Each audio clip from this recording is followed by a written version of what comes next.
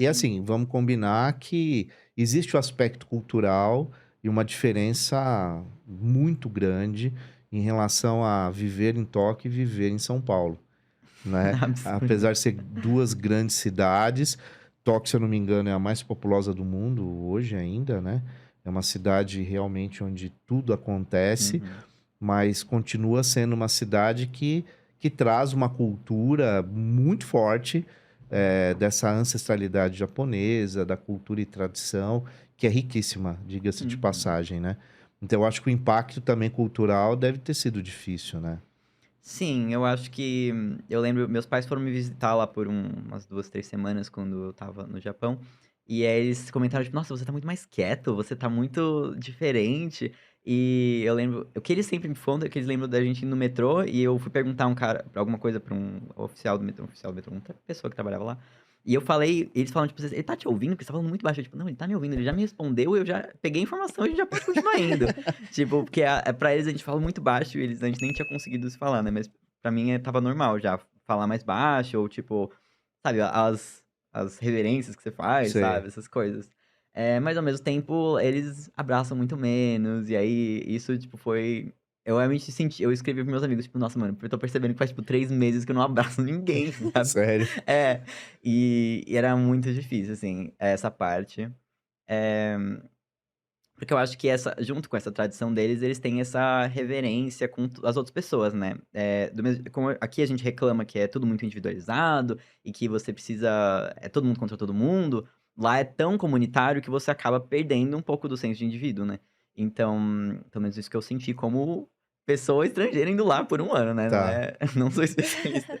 Eh, mas enfim, eu sentia isso, que era um grupo e você tinha sempre que prezar pelo grupo, então você tinha que se conter, então você não pode atender telefone no transporte público, você não anda de mãos dadas com uma pessoa que você tá namorando na rua, porque as pessoas podem te julgar, então você não anda.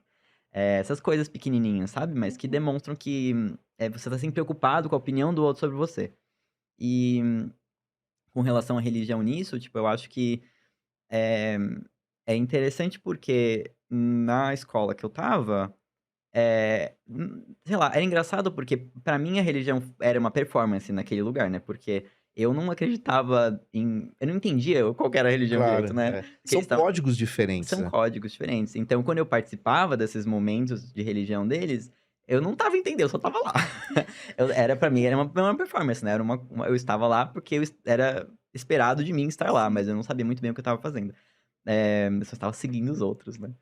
E eu não sabia se pra eles era assim também, porque eu acho que no Brasil, quando eu participava da igreja do meu bairro, eu também sentia que era uma performance até certo ponto, sabe. Então, eu não acho que eu sempre vi eu tentava entender, tipo, qual parte disso era genuíno pra, tipo, as outras meninas que estudavam comigo nessa escola e qual parte, tipo, elas também sentiam que era uma performance, elas só estavam numa escola e a religião tá sendo forçada nelas do mesmo jeito que Uhum. ela era forçada em mim, sabe. Então então era complexo, mas eu achei, não sei, é que é difícil separar a religião de outros aspectos da cultura, especialmente na escola que eu estava, que era budista, né, então, era uma escola só de meninas, eu sou trans, acho que é a primeira vez que eu tô mencionando isso. É. Eu sou trans, então era uma escola só de meninas, eu transicionei quando eu tinha 18 anos, 19 anos, por aí. Nessa virada de 18, 19, que eu, me assumi como homem. Então, nessa escola eu era uma menina, eu estava num colégio só de meninas, e eu sentia várias interpelações, assim, de gênero em alguns momentos. Então, tipo, aqui todo mundo senta de perna de índio, né, a perna aberta com as pés cruzados. Uma vez eu sentei assim na educação física, a professora pegou meu joelho e dobrou ele pra eu não sentar assim, eu preciso sentar com os joelhos fechados, você não senta de jeito nenhum com a perna aberta. Eh Nossa. então, e dá pra perceber eu sei que estudando cultura, estudando essas coisas, você sabe que a religião é também uma força de eu Da vou dizer controle, mas manifestação. É, enfim, sim. controle eu acho meio forte, mas é tipo uma De força moldar, civilizatória. né, aquelas comportamentos. Sim, eu acho que é isso, regular comportamentos, essas coisas.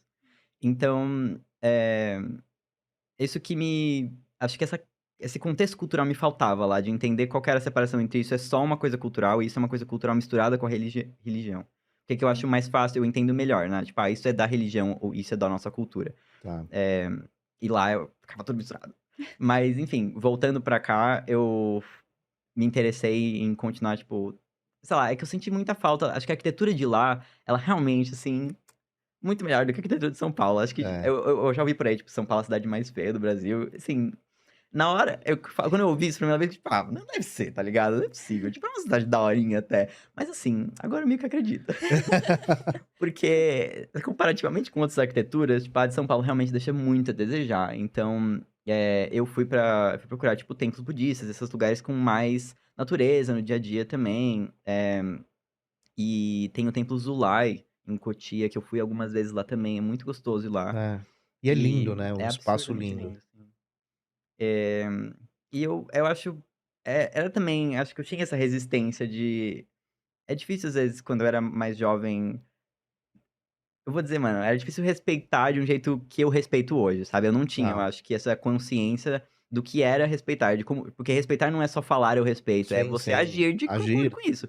É. Então lá no Templo lá, por exemplo, tem o templo em si, né, com as cadeirinhas pra você meditar, e você não pode entrar pelo corredor do meio, que eles falam que esse é o corredor sagrado só pra as entidades, não sei direito, enfim. Não entendeu? Nem me preocupei em descobrir o que era, isso quando eu As estava lá. nomenclaturas. Ai, absurdo. Mas enfim, eu me perdoo porque eu tinha 15 anos, por aí. Eh, mas enfim, só que eu estava tipo, eu lembro que minha mãe estava lá e a gente queria ir embora, e aí eu andei pelo corredor do meio pra chamar ela mais rápido, e os caras ficam tipo: "Meu, não anda pelo corredor do meio". E eu tipo: "Mas eu tô com pressa", e tipo, exatamente esse é o ponto. Mesmo com pressa, você não anda no corredor Não do anda meio, pelo porque o ponto da religião é uma filosofia do budismo, é uma filosofia de você parar e reavaliar as suas coisas, E e ir com menos desacelerar. velocidade. Então, eu acho que esse foi o momento que eu mais percebi, tipo, que por mais que eu tente ser cabeça aberta e tudo mais, naquela época eu não tinha capacidade de realmente, tipo, agir de acordo com isso, sabe.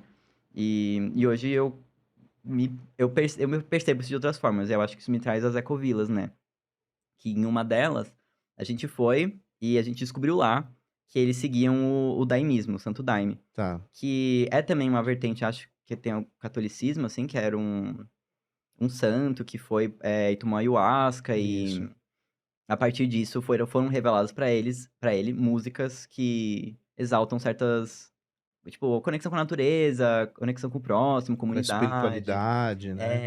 É bem musical, é bem legal. E lá na Ecovila, eu estava ouvindo essas coisas e uma parte de mim também estava, tipo, não acreditando nele, sabe. Ele estava falando e como jornalista, foi irritante, porque eu preciso ouvir esse cara e eu quero contar a história dele, eu vou contar a história dele no meu projeto, mas, pessoalmente, tem essa parte de mim que fala: "Isso é tudo mentira. Não vou Uhum. acreditar em nada que ele tá me falando. Não posso acreditar, ele tá mentindo pra mim. Eu tenho que me proteger", sabe, É. sabe. E eu não tinha, sabe. E estava tudo bem, ele estava me contando da vida dele. E né, externamente, eu consegui articular esse respeito de uma forma, eh, Correta. correta. Acho que consegui, Com né, ética ali, com profissional, certeza, né? né. E a gente até participou eh, de um trabalho, eles chamam de trabalho. Eu não tomei ayahuasca, porque eu tinha passado mal de uma outra que eu usei umas semanas atrás, semanas anteriores, então eu preferi não usar. Eh, mas enfim, foi uma outra relação, eu acho, que eu tive contato com uma religião que eu não estava familiarizado, não estava nem preparado, nem esperava que eu ia, né, ter contato com essa religião. E eu tive esse pé atrás inicial, mas depois eu consegui reavaliar e pensar, tipo: "Tá, elas vivem dessa forma, eu não sei o que é certo, e pra elas tá ótimo, então é isso", sabe. Eu não tenho que ficar aqui julgando e falar que eles estão Sim. errado, que eles estão vivendo uma mentira, porque eu nem Uhum. sei o que que é verdade, sabe. É, Metade da como acreditar nisso, né? porque, tipo, metade da faculdade de jornalismo é você perceber que a verdade não existe. É. Então, assim, Quem sou sabe. eu pra falar que se ele tá certo ou se ele tá Exato. E errado? nem precisa estar certo, É. tipo, sabe. Se ele acredita, Se traz bem-estar, sabe. sim. Tem É. tantas coisas além do que a verdade ou, sabe, até ciência, por mais que, enfim, a religião e a ciência andem juntos, tipo, tem coisas que a ciência nunca vai explicar e Uhum. que tá muito ótimo se você acha elas na religião, sabe. É.